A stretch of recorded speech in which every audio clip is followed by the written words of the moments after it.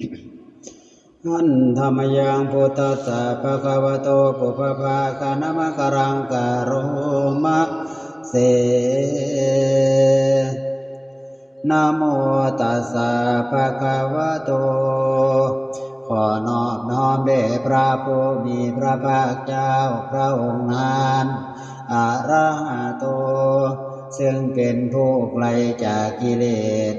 สัมมาสัมพุทธัสสะตรัสรู้ชอบได้โดยพระองค์เองนะโมตัสสะภะคะวะโตขอนอบน้อมแด่พระผู้มีพระภาคเจ้าพระองค์นั้นอะระหะโตซึ่งเป็นผู้ไกลจากกิเลสสัมมาสัมพุทธัสสะตรัสรู้ชอบได้โดยพระองค์เองนะโมตัสสะภะคะวะโตขอนอบน้อมแด่พระผู้มีพระภาคเจ้าพระองค์นั้นอะระหะโตซึ่งเป็นผู้ไกลจากกิเลส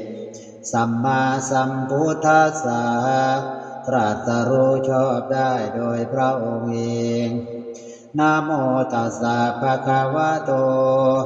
ขอนอบน้อมแด่พระผู้มีพระภาคเจ้าพระองค์นั้นอะระหะโตซึ่งเป็นผู้ไกลจากกิเลสสัมมาสัมพุทธัสสะตรัสรู้ชอบได้โดยพระองค์เอง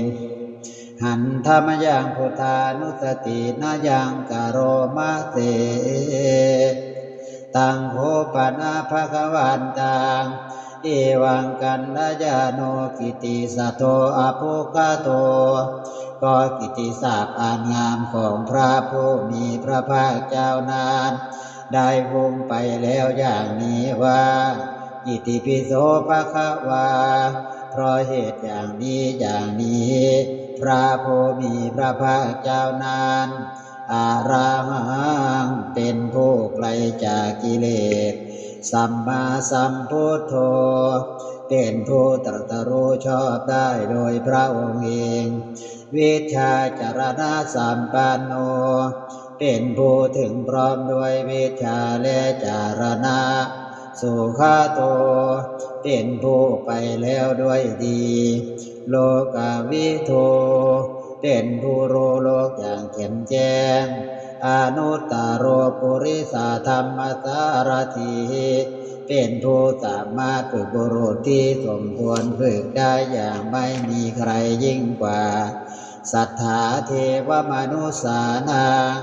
เป็นครูผู้สอนของเทวดาและมนุษย์ทั้งหลายพุทโธ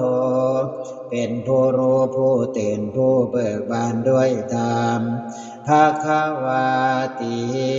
เป็นผู้มีความจำเริญจำแนกธรรมสั่งสอนสัตว์ดังนี้หันธรรมยังพุทธาภิคิติงกโรมะเสพุทธวารหันตวรตาทิกุณาภิยุตโตพระพุทธเจ้าประกอบด้วยคุณมีความประเสริฐแห่งอรหันตคุณเป็นต้นสุทธาภิญาณกรุณาหิสมาคตาโตมีพระองค์อันประกอบด้วยพระญาณและพระกรุณาอันบริสุทธิ์โพเทติโยสุจรตังกัมลังวสุโรพระองค์ใดทรงกระทำชนที่ดีให้เบิกบานดุจอาทิตย์ทำบัวให้บานวันธามหังตมรณังติรสาชิเนนทางข้าพระเจ้าไหว้พระธรรมนะโดยข้าพระเจ้าไหว้พระจินดาสีผู้ไม่มีกิเลสพระองค์นั้นด้วยเสียงกล่าวพุทโธโยสัพพปานีนังสรณังเขมมุตตมังพระพุทธเจ้าพระองค์ใดเป็นสรณะอันเกษมสูงสุดของสัตว์ทั้งหลายปาตมานุสติฐานังวันทามิตังสิเรนะหังข้าพระเจ้าไหว้พระพุทธเจ้าพระองค์นั้นอันเป็นที่ตั้งแห่งความระลึกองค์ที่หนึ่งด้วยเสียงกล่าวพ พุทธัสสะหัตถเมธาโสวะพุทโธเมสามิกิตโรข้าพเจ้าเป็นทาสของพระพุทธเจ้าพระพุทธเจ้าเป็นนายมีอิสระเหนือข้าพเจ้าพุทโธทุกขาตาคาตาจาวิทาตาจาหิตาสเมพระพุทธเจ้าเป็นเครื่องกำจัดทุกข์และทรงไว้ถึงประโยชน์แก่ข้าพเจ้าพุทธัสสะหังนิยาเตมิสาริรันชีวิตันติทังข้าพเจ้ามอบกายถวายชีวิตนี้แด่พระพุทธเจ้าวันทานโตหังจาริสามิพุทธัสเทวสุโพธิตังข้าพเจ้าผู้ไว้อยู่จากประพฤติตามซึ่งความตรัสรู้ดีของพระพุทธเจ้านาทิเมตรนังอัญญังพุทโธเมตรนังวรังสรณะอื่นของข้าพเจ้าไม่มี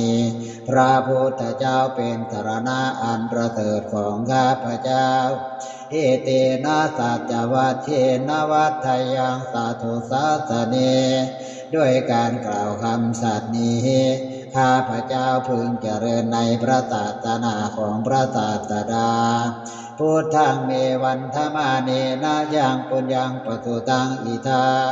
ข้าพเจ้าผู้ไว้อยู่ซึ่งพระพุทธเจ้า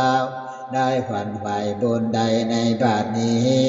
สาเพปิอันตรายาเมมาเหสุงตัตเตชะสาอันตรายทั้งปวงอย่าได้มีแก่ข้าพเจ้าด้วยเดชแห่งบุญนั้นกายเยนะวาจายาวเจตสาวาด้วยกายก็ดีด้วยวาจาก็ดีด้วยใจก็ดีพุทธิกุกัมมังปะกตังมายายังกรรมหน้าที่เตียนอันใดที่ข้าพเจ้ากระทำแล้วในพระพุทธเจ้าพุทโธปฏิฆานาตัวตยันตังขอพระพุทธเจ้าจงงดซึ่งโทษล่วงเกินอันนานกาลันตะเรสังวริตุงวะพุทเทเพื่อการสำรวมระวังในพระพุทธเจ้าในการต่อไป